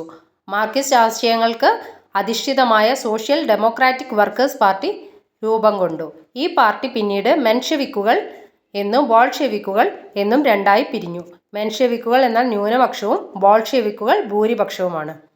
ലെനിൻ, ടോൾസ്റ്റോയ് തുടങ്ങിയവർ ബോൾഷെവിക് പാർട്ടിക്ക് നേതൃത്വം നൽകിയപ്പോൾ അലക്സാണ്ടർ കെരൻസ്കിയാണ് മെൻഷെവിക്കുകൾക്ക് നേതൃത്വം നൽകിയത്. 1905 നടന്ന റഷ്യ-ജപ്പാൻ യുദ്ധത്തിൽ റഷ്യക്കേറ്റ പരാജയം പ്രതിസന്ധി രൂക്ഷമാക്കി. രാഷ്ട്രീയ അവകാശങ്ങളും സാമ്പത്തിക പരിഷ്കാരങ്ങളും ആവശ്യപ്പെട്ട് തൊഴിലാളികൾ പെട്രോഗാഡ് എന്ന സ്ഥലത്ത് 1905 ജനുവരി 9 പ്രകടനം നടത്തി. ഇതിനു നേരെ പട്ടാളം വെടിവെച്ചു. 100 കണക്കിന് തൊഴിലാളികൾ കൊല്ലപ്പെട്ട ഈ സംഭവം രക്തരൂക്ഷിതമായ ഞായറാഴ്ച എന്നറിയപ്പെടുന്നു. രക്തരൂക്ഷിതമായ ഞായറാഴ്ച എന്നറിയപ്പെടുന്ന സംഭവം 1905 ജനുവരി 9 നടന്നത് പെട്രോഗാഡ് എന്ന സ്ഥലത്ത്. പെട്രോഗാഡ് എന്ന സ്ഥലത്ത് 1905 ജനുവരി 9 നടന്ന 100 കണക്കിന് തൊഴിലാളികൾ കൊല്ലപ്പെട്ട സംഭവമാണ് രക്തരൂക്ഷിതമായ ഞായറാഴ്ച എന്നറിയപ്പെടുന്നത്. റഷ്യയുടെ നിയമനിർമ്മാണ സഭ അറിയപ്പെടുന്നത് ദ്യൂമ എന്ന പേരിലാണ്. 1914 ഒന്നാം ലോകമഹായുദ്ധം ആരംഭിച്ചതോടെ ദ്യൂമയുടെ എതിർപ്പിനെ അവഗണിച്ച് സർ ചക്രവർത്തി നിക്കോളാസ് രണ്ടാമൻ യുദ്ധത്തിൽ പങ്കെടുക്കാൻ തീരുമാനിച്ചു. അനേകം റഷ്യൻ സൈനികർ ഇതിൽ കൊല്ലപ്പെട്ടു. 1917 ആയപ്പോഴേക്കും ഭക്ഷ്യദൗർലഭ്യം രൂക്ഷമായി. മാർച്ച് 8 ആയിരക്കണക്കിന് സ്ത്രീകൾ റൊട്ടിക്ക് വേണ്ടി തെരുവുവീഥികളിൽ പ്രകടനം നടത്തി. പെട്രോഗാഡ് പട്ടണത്തിൽ തൊഴിലാളികൾ പ്രതിഷേധ പ്രകടനം നടത്തി. സൈനികർ ആദ്യം ഈ പ്രകടനങ്ങളെ നേരിട്ടെങ്കിലും പിന്നീട് അവരും തൊഴിലാളികളോടൊപ്പം ചേർന്നു. ഒന്നാം ലോകയുദ്ധത്തിൽ തങ്ങൾ അനുഭവിച്ച ദുരിതങ്ങളാണ് സൈനികരെ പ്രധാനമായും ഇതിന് പ്രേരിപ്പിച്ചത്. പെട്രോഗാഡ് പട്ടണം തൊഴിലാളികൾ പിടിച്ചെടുത്തു. തുടർന്ന് നിക്കോളാസ് രണ്ടാമൻ സ്ഥാനമൊഴിയുകയും റഷ്യയിൽ മെൻഷെവിക് നേതാവായ അലക്സാണ്ടർ കെരൻസ്കിയുടെ നേതൃത്വത്തിൽ ഒരു താൽക്കാലിക ഗവൺമെൻറ് നിലവിൽ വരികയും ചെയ്തു. ഇത് ഫെബ്രുവരി വിപ്ലവം എന്നറിയപ്പെടുന്നു. അടുത്തത് മാർക്സിസം എന്താ നോക്കാം. കാൾ മാക്സും ഫ്രെഡറിക് ഏംഗൽസും ചേർന്ന് രൂപം നൽകിയ ആശയ സംഹിതയാണ് മാർക്സിസം. കാൾ മാക്സും ഫ്രെഡറിക് ഏംഗൽസും ചേർന്ന് രൂപം നൽകിയ ഒരു ആശയ സംഹിതയാണ് മാർക്സിസം. ഒരു സമൂഹത്തിൽ നിലനിൽക്കുന്ന ഉൽപാദന രീതിയാണ് ആ സമൂഹത്തിന് മാറ്റങ്ങളുടെ അടിസ്ഥാനം എന്നതാണ് ഇതിലെ പ്രധാന ആശയം. ഉൽപാദനത്തിൻ്റെ അടിസ്ഥാനം തൊഴിലാളികളാണെന്നും അതിനാൽ തൊഴിലാളി വർഗത്തിൻ്റെ സർവാധിപത്യത്തിനായി പ്രവർത്തിക്കണമെന്നും അവർ ആഹ്വാനം ചെയ്തു. ഇതാണ് മാർക്സിസത്തിൽ പറയുന്നത്. അടുത്ത് നോക്കാനുള്ളത്, നേരത്തെ നമ്മൾ പറഞ്ഞു റഷ്യയിൽ മെൻഷെവിക് നേതാവായ അലക്സാണ്ടർ കെരൻസ്കിയുടെ നേതൃത്വത്തിൽ ഒരു താൽക്കാലിക ഗവൺമെൻറ് വന്നു എന്ന് പറഞ്ഞു. ആ താൽക്കാലിക ഗവൺമെൻറ്റിനെ റഷ്യയിലെ സോവിയറ്റുകളുടെ ഒരു വിഭാഗം അംഗീകരിച്ചില്ല. ആ സമയത്ത് സ്വിറ്റ്സർലൻഡിലായിരുന്ന വ്ളാഡിമിർ ലെനിൻ റഷ്യയിലെത്തി താൽക്കാലിക ഗവൺമെൻറ്റിനെ ശക്തമായി വിമർശിച്ചു. വിപ്ലവം അതിൻ്റെ ലക്ഷ്യം നേടണമെങ്കിൽ അധികാരം മുഴുവൻ സോവിയറ്റുകളുടെ കയ്യിൽ എത്തണമെന്ന് അദ്ദേഹം ആവശ്യപ്പെട്ടു. ബോൾഷെവിക്കുകളും സോവിയറ്റുകളും ലെനിൻ്റെ നിലപാടിനെ പിന്തുണച്ചു. നൂറ്റാണ്ടുകൾ പഴക്കമുള്ള സാമ്പത്തിക പിന്നാക്കാവസ്ഥയും ജനങ്ങൾക്കിടയിലെ അസമത്വവും ഇല്ലാതാക്കാൻ ഒരു തൊഴിലാളി വർഗ ഭരണകൂടത്തിന് മാത്രമേ കഴിയുകയുള്ളെന്ന് ബോൾഷെവിക്കുകൾ പ്രചരിപ്പിച്ചു. അതിനായി അവർ ചില ആശയങ്ങൾ ഉന്നയിച്ചു. അവർ ഉന്നയിച്ചതൊക്കെയാണ്: ഒന്നാം ലോക മഹായുദ്ധത്തിൽ നിന്ന് റഷ്യ പിന്മാറുക, പ്രഭുക്കന്മാരുടെ കൈവശമുള്ള ഭൂമി പിടിച്ചെടുത്ത് കർഷകർക്ക് വിതരണം ചെയ്യുക, ഫാക്ടറികൾ ജനങ്ങളുടെ പൊതു സ്വത്താക്കി മാറ്റുക. 1917 ഒക്ടോബറിൽ ബോൾഷെവിക്കുകൾ താൽക്കാലിക ഗവൺമെന്റിനെതിരായി സായുധ കലാപം ആരംഭിച്ചു. കെരൻസ്കി രാജ്യം വിട്ടുപോവുകയും റഷ്യ ബോൾഷെവിക്കുകളുടെ നിയന്ത്രണത്തിലാവുകയും ചെയ്തു. ബോൾഷെവിക്കുകൾ അധികാരം ലഭിച്ച ഈ സംഭവം ഒക്ടോബർ വിപ്ലവം എന്നാണ് അറിയപ്പെടുന്നത്. തുടർന്ന് സോവിയറ്റുകളുടെ സമ്മേളനം ചേർന്ന് ലെനിൻ അധ്യക്ഷനായ ഒരു ക്യാബിനറ്റിന് രൂപം നൽകി. ക്യാബിനറ്റ് വിപ്ലവകരമായ ചില നടപടികൾ കൈക്കൊണ്ടു. അവയാണ് താഴെ പറയുന്നത്: ഒന്നാം ലോക മഹായുദ്ധത്തിൽ നിന്ന് റഷ്യ പിന്മാറി, പ്രഭുക്കന്മാരുടെ കൈവശമുണ്ടായിരുന്ന ഭൂമി പിടിച്ചെടുത്ത് കർഷകർക്ക് വിതരണം ചെയ്തു, ഫാക്ടറികൾ, ബാങ്കുകൾ, ഗതാഗത സൗകര്യങ്ങൾ, വിദേശ വ്യാപാരം തുടങ്ങിയ പൊതു ഉടമസ്ഥതയിലാക്കി, കേന്ദ്രീകൃത ആസൂത്രണം നടപ്പിലാക്കി, സാമ്പത്തിക, ശാസ്ത്ര, സാങ്കേതിക രംഗങ്ങളിൽ പുരോഗതി കൈവരിച്ചു. 1924 ഒരു പുതിയ ഭരണഘടന നിലവിൽ വന്നു. സോവിയറ്റ് റിപ്പബ്ലിക്കുകൾ കൂടിച്ചേർന്ന് സോവിയറ്റ് യൂണിയൻ USSR രൂപീകരിക്കപ്പെടുകയും ചെയ്തു. ലോകത്തിലെ വിവിധ ഭാഗങ്ങളിൽ സോഷ്യലിസ്റ്റ് ആശയങ്ങൾ വ്യാപകമായി. റഷ്യയിലെ നിയമനിർമ്മാണ സഭയാണ് ദ്യൂമ എന്നറിയപ്പെടുന്നത്. രക്തരൂക്ഷിതമായ ഞായറാഴ്ച അല്ലെങ്കിൽ ബ്ലഡി സൺഡേ എന്നറിയപ്പെടുന്ന സംഭവം നടന്നത് 1905 ജനുവരി 9-നാണ്. 1905 ജനുവരി 9-നാണ്. SCERTയിൽ കൊടുത്തിട്ടുള്ള റഷ്യൻ വിപ്ലവം ഇതോടെ കംപ്ലീറ്റ് ആയിട്ടുണ്ട്. ഇനി നമുക്ക് പഠിക്കാനുള്ളത് ചൈനീസ് വിപ്ലവമാണ്. ചൈനീസ് വിപ്ലവം നോക്കാം. വിദേശാധിപത്യത്തിനും രാജവാഴ്ചയ്ക്കും എതിരായ വിപ്ലവങ്ങൾക്ക് 20-ാം നൂറ്റാണ്ടിൽ ചൈന സാക്ഷ്യം വഹിച്ചു. ലോകത്തിൻ്റെ മറ്റു ഭാഗങ്ങളിൽ നടപ്പിലാക്കിയതിൽ നിന്നു വ്യത്യസ്തമായ 2 നയങ്ങൾ യൂറോപ്യൻ രാഷ്ട്രങ്ങളും അമേരിക്കയും ഉൾപ്പെടുന്ന കൊളോണിയൽ ശക്തികൾ ചൈനയിൽ സ്വീകരിച്ചു. അവയാണ് കറുപ്പ് വ്യാപാരവും തുറന്ന വാതിൽ നയവും. അപ്പോൾ എന്താ കറുപ്പ് വ്യാപാരം, തുറന്ന വാതിൽ നയം എന്നൊക്കെ നോക്കാം. അതിലാദ്യം വരുന്നത് കറുപ്പ് വ്യാപാരം. ചൈനീസ് ഉൽപ്പന്നങ്ങളായ പട്ട്, തേയില, മൺപാത്രങ്ങൾ എന്നിവയ്ക്ക് യൂറോപ്പിൽ വളരെയധികം ജനപ്രീതി ഉണ്ടായിരുന്നു. ഇവയുടെ കയറ്റുമതിയിലൂടെ ചൈന വൻതോതിൽ ലാഭം നേടി. എന്നാൽ ചൈനയിലേക്ക് ഇറക്കുമതി ഇല്ലാതിരുന്നതിനാൽ യൂറോപ്യൻ വ്യാപാരികൾക്ക് നഷ്ടം സംഭവിച്ചു. ഇത് പരിഹരിക്കാനായി ഇംഗ്ലീഷ് വ്യാപാരികൾ ചൈനയിലേക്ക് ലഹരി പദാർത്ഥമായ കറുപ്പ് ഇറക്കുമതി ചെയ്തു.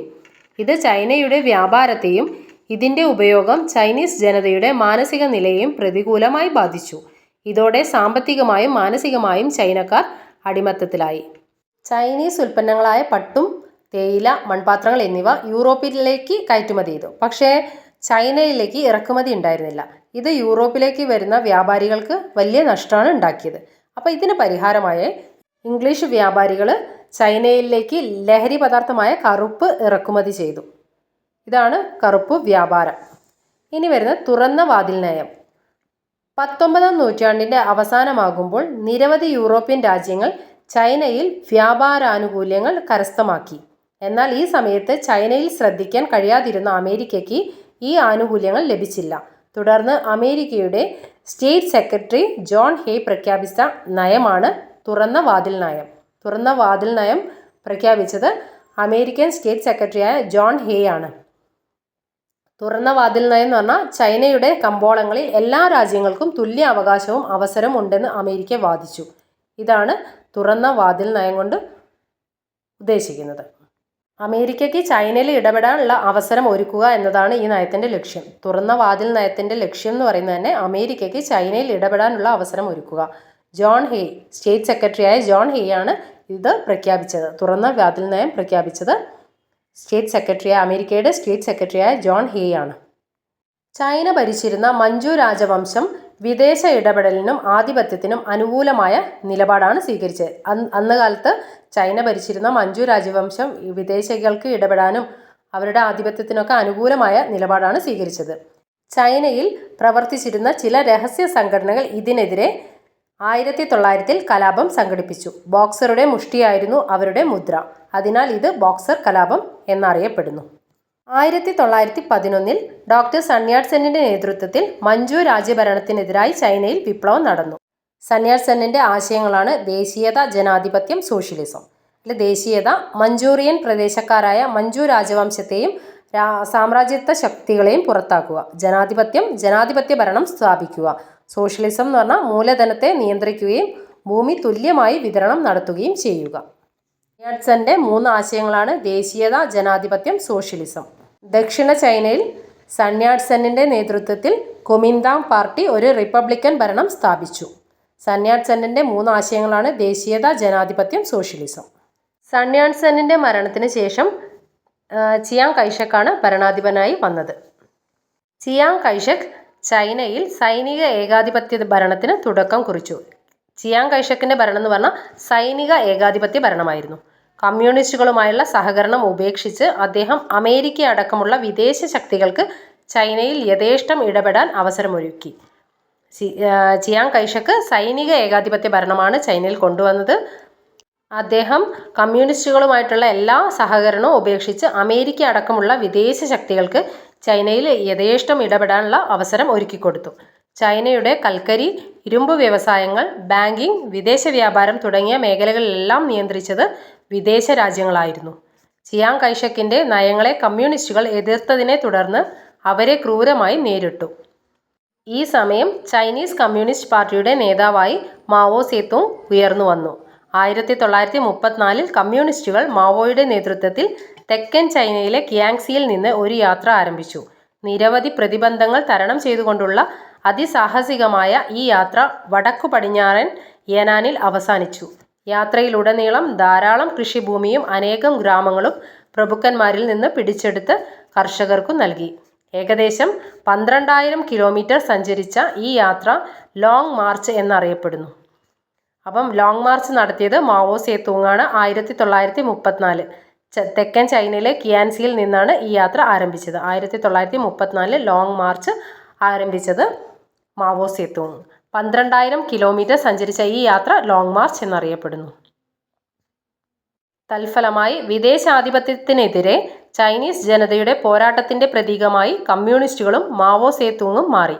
അദ്ദേഹത്തിൻ്റെ നേതൃത്വത്തിലുള്ള ചുവന്ന സേന കുമിന്താങ് ഭരണത്തിൻ്റെ കേന്ദ്രം കൈക്കലാക്കിയതിനെ തുടർന്ന് ചിയാങ് കൈഷക് തായ്വാനിലേക്ക് അഭയം നേടി. 1949 ഒക്ടോബർ 1 ചൈന മാവോ സേതുങ്ങിൻ്റെ നേതൃത്വത്തിൽ ജനകീയ റിപ്പബ്ലിക്കായി മാറി. ചൈന ജനകീയ റിപ്പബ്ലിക്കായത് 1949 ഒക്ടോബർ 1. 1949 ഒക്ടോബർ 1 ചൈന മാവോ സേതുങ്ങിൻ്റെ നേതൃത്വത്തിൽ ജനകീയ റിപ്പബ്ലിക്കായി മാറിയത്. ഇതോടുകൂടി SCERTയിൽ കൊടുത്തിട്ടുള്ള ചൈനീസ് റിപ്പബ്ലിക്കിൻ്റെ എല്ലാ പോയിൻറ്റ്സും പറഞ്ഞു കഴിഞ്ഞു.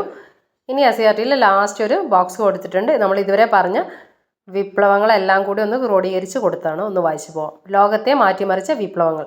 അമേരിക്കൻ സ്വാതന്ത്ര്യ സമരം. ബ്രിട്ടൻ്റെ കോളനി വാഴ്ചയ്ക്കെതിരായിട്ടാണ് അമേരിക്കൻ സ്വാതന്ത്ര്യ സമരം നടന്നത്. നേതാക്കൾ George Washington, Thomas Jefferson, Thomas Paine. French വിപ്ലവം. സ്വേച്ഛാധിപത്യത്തിനും ഫ്യൂഡൽ വ്യവസ്ഥയ്ക്കുമെതിരായാണ് ഫ്രഞ്ച് വിപ്ലവം ഉണ്ടായത്. Voltaire, Rousseau, Montesquieu. Latin American വിപ്ലവം. സ്പെയിനിൻ്റെയും പോർച്ചുഗലിൻ്റെയും ആധിപത്യത്തിനെതിരായാണ് ലാറ്റിൻ അമേരിക്കൻ വിപ്ലവം നടന്നത്. Francisco Miranda, Simon Bolivar, Jose de San Martin. Russian വിപ്ലവം. രാജവാഴ്ചയ്ക്കും ഫ്യൂഡൽ വ്യവസ്ഥയ്ക്കുമെതിരായാണ് റഷ്യൻ വിപ്ലവം നടന്നത്. Kerensky, Lenin, Trotsky.